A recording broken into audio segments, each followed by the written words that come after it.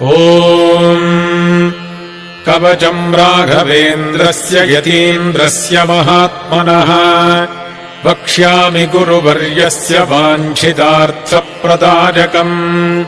ऋषिरस्यात्मनाचार्यश्छन्दोरुष्टुप्रकीर्तितम्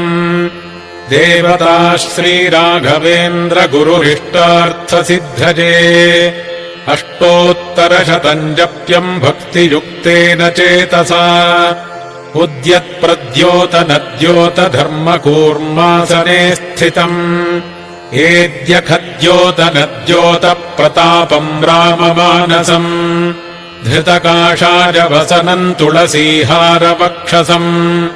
दोर्दण्डविलसद्दण्डकमण्डलुविराजितम् अभयज्ञानमुद्राक्षमालाशीलकराम्बुजम् योगीन्द्रवन्द्यपादाब्जम् Raghavendra